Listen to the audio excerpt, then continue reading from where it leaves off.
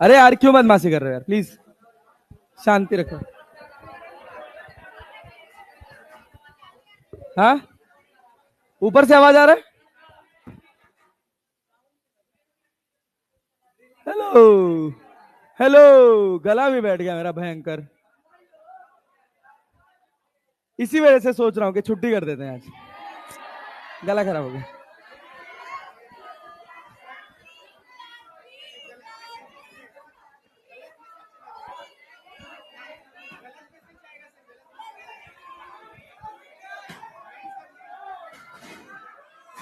ए!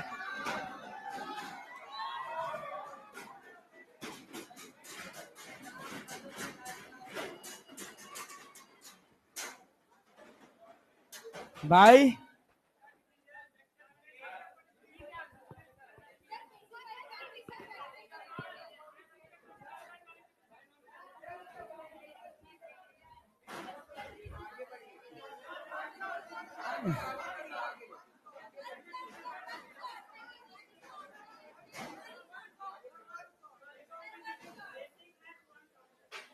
Basic math one shot.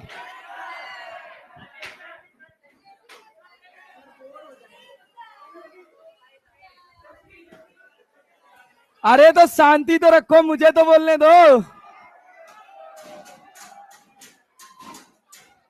Hello hello hello hello hello hello. ए भाई ए, बस बस बस। मतलब कसम खाए हो, जब तक बेंच टूट नहीं जाएगा तब तक पीटना नहीं छोड़ेंगे। नहीं नहीं नहीं, बदमाशी नहीं भाई। हाँ बोलो, क्या कह रहे हो? हाँ हाँ, गला तो खराब हो गया है।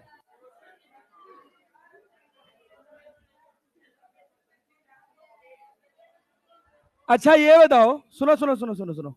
कल एक शीट भेजे थे सवाल, y बराबर क्या लिखा था? पहला सवाल, पहला सवाल, पहला सवाल, पहला सवाल, y बराबर 12x² -3/4 x²। और हॉरिजॉन्टल वेलोसिटी दे रखा था 3 मीटर पर सेकेंड। रेंज कितना आया था? 21.6। हाँ, 12x है। हाँ, कितना है था आंसर? 21.6 निकाल दिए थे। अच्छा, कितने लोग 16 आंसर निकाले थे? इसीलिए वो सवाल हम दिए थे। देख बेटा देख क्या होता है। देखो, जो तुम एक कॉन्सेप्ट पढ़ते हो ना, जैसे हम लोग कल डिस्कस किए थे कि जब हम रेंज निकालते हैं तो हम y को क्या रख देते हैं? 0। y को क्या रख देते हैं? 0। तो 0 डालेंगे यहां पे, तो यहां 12r हो जाएगा, -3/4 r² हो जाएगा। तो यहां से r का वैल्यू क्या 16 आएगा? अरे आएगा कि नहीं आएगा? लेकिन ऐसा तो कुछ ऑप्शन में ही नहीं था। अब ध्यान से सुनना, क्या गेम है। एक चीज उस सवाल में गलत लिख दी गई थी। वो सवाल पूरी तरह से सही नहीं था। उस सवाल में एक चीज गलत लिखी हुई थी, दैट इज g = 10 मीटर पर सेकेंड स्क्वायर। लिखा था ना? लिखा था ना बेटा जी? हाँ, वो सवाल इस वजह से गलत था। अब एक बात सुनिए, आपको कहा कि x में आप बस कितना रख सकते हो रफ्तार? 3 मीटर पर सेकेंड। अरे क्लैरिटी है ना? ये जो ट्रेजेक्ट्री है, ये जो ट्रेजेक्ट्री है, वो x में कितना रफ्तार दे रही है? 3 मीटर पर सेकेंड। अब ध्यान से सुनना, ये u से फेंके, ये एंगल कितना? थीटा। इधर कितना आया? u cos theta. ऊपर कितना गया? u sin theta. अरे क्लैरिटी है? आगे गया u cos थीटा, ऊपर कितना गया? u sin theta. अच्छा, जब तुम इक्वेशन ऑफ ट्रेजेक्ट्री की बात करते हो, ड्रिल मशीन चल रहा है ऊपर भाई, 7वां फ्लोर है ना? हाँ, साउंड से आवाज नहीं आ रही भाई, ड्रिल मशीन चल रहा है। जब तुम यहां पे देखते हो तो 1/2 g² / u² cos² थीटा क्या 3/4 के बराबर दे रखा है? दे रखा है। अगर u cos थीटा 3 है, u cos थीटा कितना है? तो ये बताओ, ये g/2 × 3 × 9 हो जाएगा, और ये कितना है? 3/4। अगर तुम यहां g में 10 डाल दोगे, क्या लेफ्ट और राइट साइड दोनों बराबर हो सकते हैं कभी? डाल के देखो, कभी पॉसिबल है? पॉसिबल है नहीं। बात समझे ना? मतलब वहां जो एक्सलरेशन हम 10 मीटर पर सेकेंड स्क्वायर मान रहे थे वो गलती थी।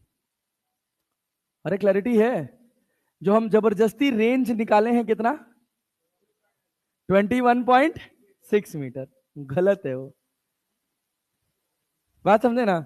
उस सवाल में हमने सेट कर दिया था तो वो आंसर सही आ गया था। क्यों? क्योंकि हमने क्या कर दिया, हमने कह दिया कि हम एक्स में क्या कर दे रहे हैं, कॉन्स्ट्रेन कितना भाई साहब, 3 मीटर पर सेकेंड, कॉन्स्ट्रेन कर दिए। अच्छा, दूसरी बात ये सोचो कि हम इसको डिफरेंशिएट करते हैं, हम कहते हैं कि ये dy बाई डी टी है, या और थोड़ा सिंपल सोचो तो क्या tan थीटा बराबर 12 लिखते हो? tan थीटा बराबर क्या लिख रहे हो, 12 लिख रहे हो ना? पक्का ना जी? Yes sir. tan थीटा बराबर अगर तुम 12 लिख रहे हो तो रेंज का फॉर्मूला तुम्हारे पास क्या है, 2u cos theta into you sine theta divided by जी। जी का वैल्यू है ना? ये बताओ u cos थीटा तुमको कितना पता है, कितना पता है? अच्छा, अगर मैं इसी में cos थीटा से मल्टीप्लाई और cos थीटा से डिवाइड कर दूं तो u इंटू यू, क्या u स्क्वायर हो गया, और cos theta into cos theta क्या cos स्क्वायर थीटा हो गया? अरे हो गया ना? तो ये बन जाएगा 2u square cos square theta divided by 10। अरे क्लैरिटी है? और sine theta upon cos theta, क्या tan थीटा की वैल्यू पता है कितनी है भाई साहब, 12। कितनी है, 12 ना?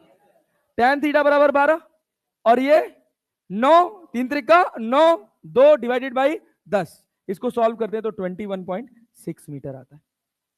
आता है कि नहीं आता है? आता है ना? लेकिन ये 21.6 मीटर कभी भी इस इक्वेशन को जस्टिफाई नहीं कर पाएगा। कर पाएगा?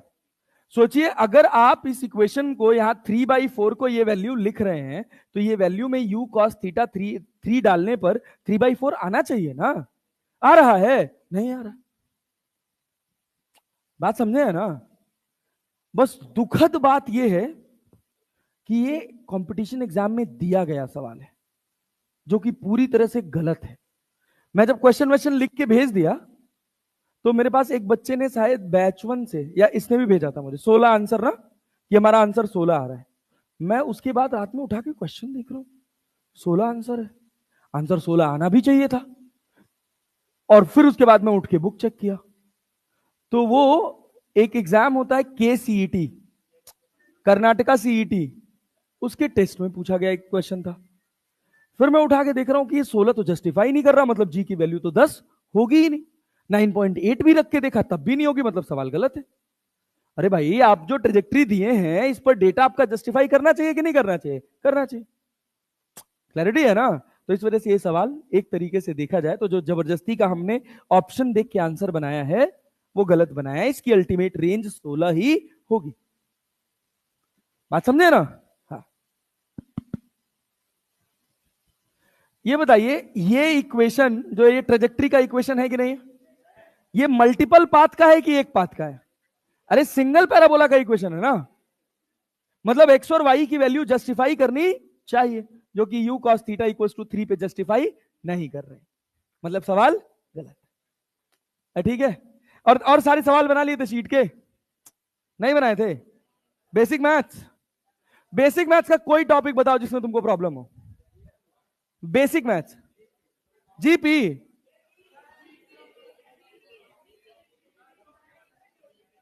आओ आओ आओ, आओ दोनों बताते हैं। इधर देखो,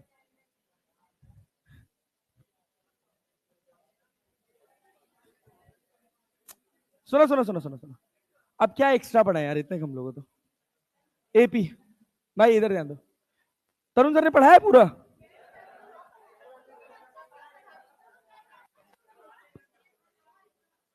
बहुत बहुत अच्छा। हाँ हाँ, ना तो मैं पढ़ाता पढ़ाता मैं भी, लेकिन कल मैं 10 घंटा क्लास लिया, मतलब एकदम गले में जब बोल रहा हूँ ना तो जैसे जलन टाइप हो रही, तो इस वजह से मैं थोड़ा कम बोल। एपी, हाँ, बैच 1 पूरा भरा था, सब आए थे बैच 1 में। मतलब तुमको हमारे गले से प्यार नहीं है? एक ही भाई देखो, कह रहा हमको पढ़ना है।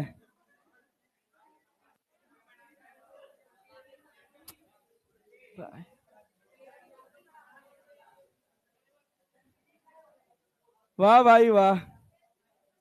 अगर अगर 150 के नीचे आया ना, नहीं 150 ले आए वो, 150 लाएगा ना? सुनो नहीं, हम अरे हम इतना स्ट्रिक्ट नहीं होते हैं, लेकिन 150 से 148 भी हुआ ना भाई, पहले तो हम लती आएंगे और उसके बाद घर पे फोन करेंगे।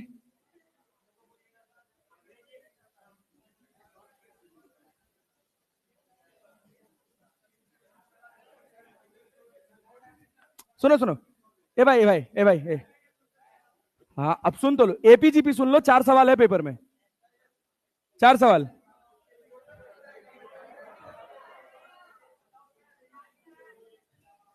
अच्छा ये बताओ, ये देखो ये देखो, ये ए होता है, सुनो सुनो सुनो, ए भाई इधर ध्यान दो। पहला टर्म क्या ए होता है, दूसरा टर्म क्या ए प्लस डी होता है, तीसरा टर्म ए प्लस 3D, एनवा टर्म क्या होगा? एन डी के n-1D। समझ गए? पहले तो कहता है 15वां टर्म निकालो, तो 15वां टर्म तो पहला टर्म दिया होगा, पहला टर्म दिया होगा। ये बताओ, 15वां टर्म कर रहा है, एन की जगह 15 - 1, कॉमन डिफरेंस निकालने आएगा कि नहीं? इसमें से इसको माइनस कर दो। बात समझे? अब सवाल पूछेगा, the sum of number of sorry the number of multiple of 3 in between 10 to 250। 10 से लेकर 250 के बीच में टोटल कितने मल्टीपल्स होंगे किसके? 3 के। तो क्या होगा भाई? क्या 10 3 से कटेगा? 11 कटेगा। पहला मल्टीपल क्या बनेगा? दूसरा, दूसरा, तीसरा, चौथा, ऐसे चलेगा कहां तक? 250 के पहले 249 कट जाएगा 3 से, कटेगा। 3 - 24, 3 - 9। अरे बात समझे ना? तो 249, इसके बीच में 249वां नंबर कौन सा टर्म है? अरे निकाल सकते हैं, निकाल सकते हैं।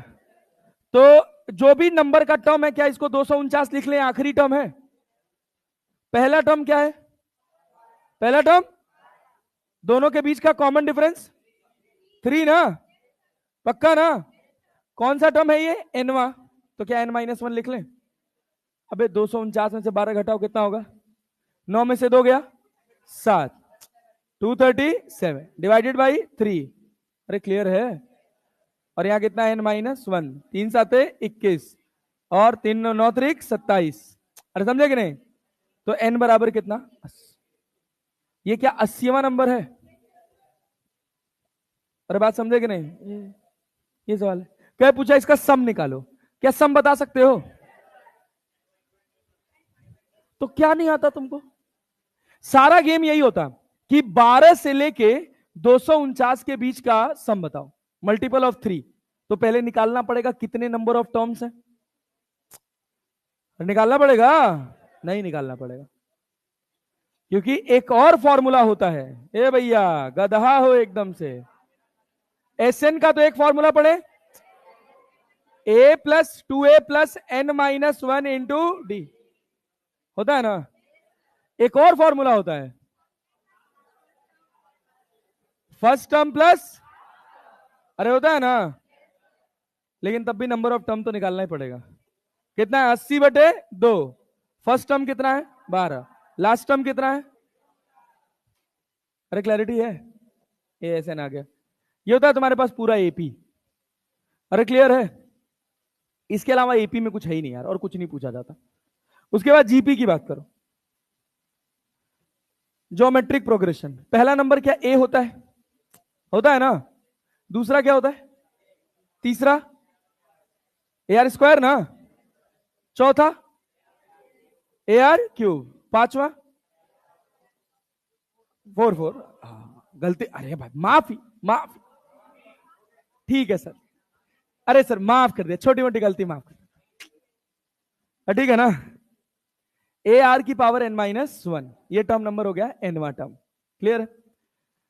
तो जब भी आपसे कहेगा कि आपको nth टर्म बताना है कि nth टर्म क्या होगा, nth टर्म क्या होगा, तो nth टर्म क्या होगा, ए आर की power n minus one, r को क्या बोलते हैं, कॉमन रेशियो, कॉमन रेशियो। ये बताओ क्या सम का फॉर्मूला याद है, क्या होता है,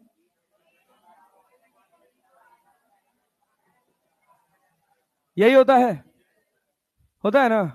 अब जैसे मान लीजिए एक दे रखा है आपको, दो, दूसरा दे रखा है चार, तीसरा दे रखा है आठ, चौथा दे रखा है 16, अरे क्लियर है, और उसके बाद दे रखा है 32। ऐसे कर रहा है, करते करते जा रहा होगा, कहीं तक जा रहा होगा, मान लो वैसे 5 टर्म 10 टर्म 20 टर्म कितना भी दे दे, क्या जोड़ पाओगे, अरे जोड़ पाओगे, जोड़ पाओगे, चलो मान लो यहां पर लिख दिया, ये सीक्वेंस चल रहा है, दो का स्क्वायर ऐसे लिखेगा, देखो ऐसे लिखेगा कि सर ये 2 की पावर 1 है, दूसरा क्या है 2 की पावर 2 है, तीसरा 2 की पावर 3 है, और ऐसे चलते चलते जाएगा, सर 2 की पावर 10 है, सम बताइए। अरे बता सकते हैं, सबका कॉमन रेशियो बता सकते हैं, कॉमन रेशियो कितना होगा, 2, अरे होगा कि नहीं होगा, एसएन निकालना है अपने को, 2 की पावर कहां गए 10, कितने नंबर ऑफ टर्म्स है, नंबर ऑफ टर्म्स 10, अरे number of, nth A r की पावर n माइनस वन होता है, लेकिन नंबर ऑफ टर्न्स तो n ही है ना, तो ऐसे कितने नंबर ऑफ टर्न्स हो गए भैया 10, तो यहां पे अपने पास फॉर्मूला क्या, ए कितना है 2, 1 माइनस आर, कॉमन डिफरेंस कितना है 2, 2 की पावर 10, अरे क्लियर है ना, divided by 1 minus 10, 1 minus 2 sorry, 1 minus 2, अरे क्लैरिटी है। एक तो ये फॉर्मेट होता है, दूसरा फॉर्मेट होता है इनफाइनाइट वाला, जो फिजिक्स में यूटिलाइज होता है। क्या है इनफाइनाइट वाला, तुम लोग अभी आ रहे हो क्या, हाँ छुट्टी आज, मैं तो नहीं पढ़ा रहा आज नहीं पढ़ाऊंगा, चलो मन भी नहीं हो रहा एकदम, बहुत बहुत दिक्कत हो रही है आज, जाऊंगा रेस्ट करूंगा। ए सुनो सुनो सुनो सुनो सुनो, हाँ भाई, जिसको जिसको बुरा लग रहा है उसके लिए भाई माफी भाई, ए इधर ध्यान दो, ए भाई भाई, ए भाई इधर ध्यान दो, अगर आर की वैल्यू 1 से छोटी हो, क्लियर है, और नंबर ऑफ टर्म्स कितने हो इनफाइनाइट, एन का वैल्यू क्या हो जाए इनफाइनाइट, तो जो अपना सम का फॉर्मूला है क्या है, ए वन माइनस आर की power n upon one minus r, तो क्या आर की पावर एन को अपन 0 लिख सकते हैं, क्योंकि आर तो 1 से छोटा है, अब 1 से छोटा मान लो 0.5, उसका स्क्वायर करोगे तो 0.25, अरे होगा ना, तो 0.5 बड़ा है कि 0.25, उसमें भी डाउट है, वाह 0.5, तो फ्रैक्शन में नंबर है अगर 1/2 1/4 इनका स्क्वायर करेंगे तो ये वैल्यू और छोटी होती चली जाती है, तो ये पूरा टर्म 0 हो जाता है, तो S equals to a upon 1 minus r. अब देखो पिछली बार टेस्ट में एक सवाल पूछा गया था इससे, पिछले से पिछली बार एपीजीपी का, अब भाग रहे हैं सब ये बताओ, ये देखो ये एस है, क्या है भाई साहब, एस है, हाँ, अगर मान लो हम कह रहे हैं, अगर मान लो हम कह रहे हैं कि भाई साहब ये एस है that is equal to a upon one minus r, सवाल था एस दिया था और ए निकालना था, अब ढूंढ रहे कैसे लगेगा कैसे लगेगा, अरे एस दे के ए पूछ सकता है, एस ए दे के आर पूछ सकता है, आर एस दे के कुछ भी निकाल ले यार, दो ही चीज दिया होगा, एक चीज कैलकुलेट करना होगा। तो इस बार का जो पेपर है, ठीक है, पहली बात मैं बता दूं कि the paper that you are going to serve today will be the easiest paper ever, यहां के बाद, यहां के बाद ऐसा पेपर नहीं मिलेगा, क्योंकि अब हम बनाएंगे, बहुत ही रद्दी पेपर है, बस गलत कर सकते हैं आप, क्यों, क्योंकि दिक्कत ये है, अब जब हम रोज रात में 10:30 बजे 11 बजे बैठ के अगर हम पेपर लिख के आपको भेज सकते हैं, तो हम 50 क्वेश्चन बना के भी दे सकते हैं, ताकि आपके साथ कोई नाइंसाफी ना हो। देखिए, मैं उन लोगों से बहुत रिक्वेस्ट करूंगा कि जो लोग 200, 250, 300 नंबर के बीच में खेल रहे हैं, प्लीज आप अपना लेवल थोड़ा ऊपर ले जाइए, वरना आप सेलेक्ट नहीं होंगे।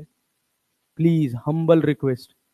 आपको हमारा समय चाहिए, आप जितना चाहिए उतना ले लीजिए, बैठिए बैठाइए, लेकिन खुद को ऊपर उठाइए। इस मेहनत के साथ पढ़िए कि हमको ऊपर उठना है। और कभी देर नहीं होती है, समझ रहे हैं ना? कुछ भी करना चाहते हैं आप जीवन में, तो उसके लिए कभी देर नहीं होती। मतलब फिलहाल अभी तो कोई देर नहीं है। अगर अभी से भी जाग जाएंगे तो आपके लिए बहुत बेहतर होगा। अच्छा, एक और बात, जितने लोगों को ये लगता है कि उनका काइनेमेटिक्स वाला पोर्शन सवाल लैंग्वेज की वजह से वीक होता है, कि वो सवाल पढ़ के समझ ही नहीं पाते कि हम करें क्या, उनके लिए एक बहुत अच्छी हिदायत है कि प्लीज आप जब सवाल पढ़िए तो अपने मोबाइल फोन का सही इस्तेमाल करिए। मान लीजिए एक सवाल का लैंग्वेज पढ़े, आपको सवाल नहीं समझ आया, उसका अंग्रेजी उठाए, गूगल ट्रांसलेशन पे बोल दिए, उसका हिंदी ट्रांसलेशन देख लिए, और फिर उसके बाद मिलाइए कि जो आप सोच रहे थे क्या वही सही आंसर निकल के आया है, क्या कन्वर्जन वही सही निकल के आया है। अगर निकल के आया है तो आप उसको और कंटिन्यू करिए, नहीं निकल के आया है तो कहां फंस रहा है उसको भी देखिए। क्योंकि being a Hindi medium student, मैं आपको बता सकता हूं कि मेरे साथ समस्या क्या होती है, होती थी, अब तो नहीं होती है, कि हम सोचते हिंदी में है, पढ़ते अंग्रेजी में है। समझ रहे हैं ना? ये हमारे लिए सबसे बड़ी दिक्कत वाली बात होती है। अगर हम हिंदी मीडियम से पढ़ के आए, या हम भले ही सीबीएसई से पढ़ के आए लेकिन हमको अंग्रेजी नहीं आती है, तो ये दिक्कत होती है। तो रफ्तार तब आती है जब हम अंग्रेजी में सोचना शुरू करते हैं। बट पहले अंग्रेजी में सोचने के लिए आपको पहले जिस पैटर्न पे आप हैं, वो पैटर्न आपको स्मूथली आना चाहिए। तो एक ये काम कर लिया करिए। और दूसरी बात, अभी इसके बाद एक दौर शुरू होगा फिजिक्स का, न्यूटन्स लॉज ऑफ मोशन से। न्यूटन्स लॉज ऑफ मोशन से शुरू होगा, और रोटेशन के लगभग 5, 7, 8 लेक्चर तक कहीं भी काइनेमेटिक्स की कोई बात नहीं आएगी।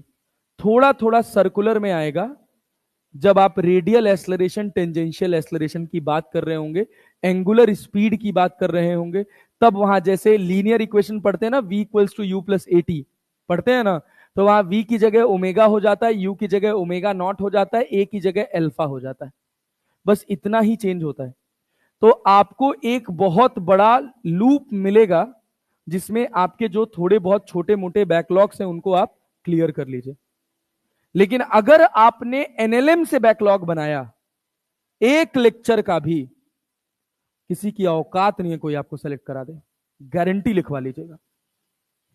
काइनेमेटिक्स आसान नहीं है, एक तो लेंदी है, ऊपर से लैंग्वेज बेस्ड है, तो थोड़ा टिपिकल है, नो डाउट।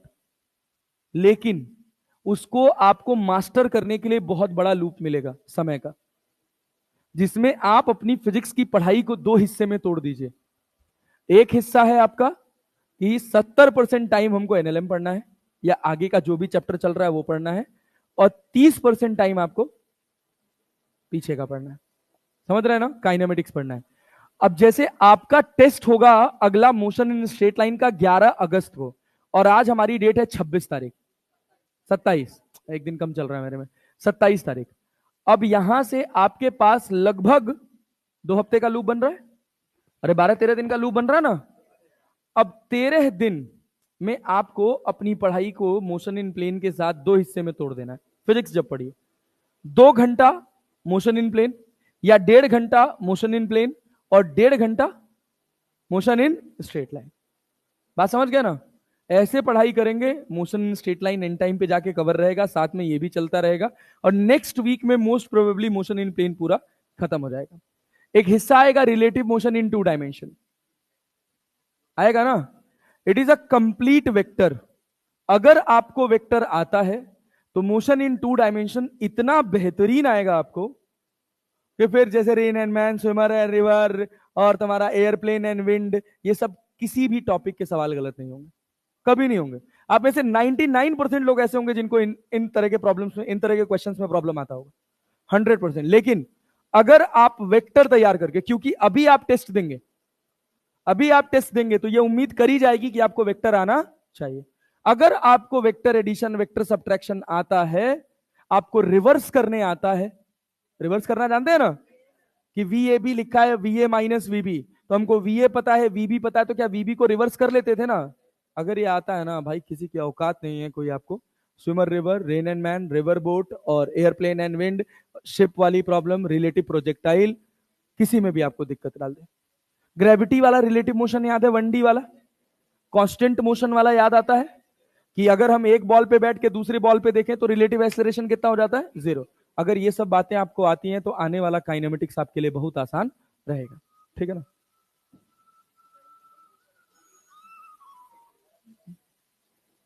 हाँ जी मैम, लाइट नहीं है अपने, अपने यहाँ नहीं है कि कहीं नहीं है? अच्छा, तो रिचार्ज खत्म हुआ होगा, चलो ठीक करते हैं अभी। ओके, अभी आते हैं थोड़ी देर में, मतलब अभी तो टाइम लगेगा। यही सब जीवन है, लाइट खत्म। वो प्रीपेड वाला मीटर होता है ना, कितना बिल आ गया साला, बहुत रिचार्ज कराया था भाई, सही सब खत्म हो गया, एक महीने में खत्म हो गया सब। चलो तो ठीक है, अब नहीं पढ़ाएंगे।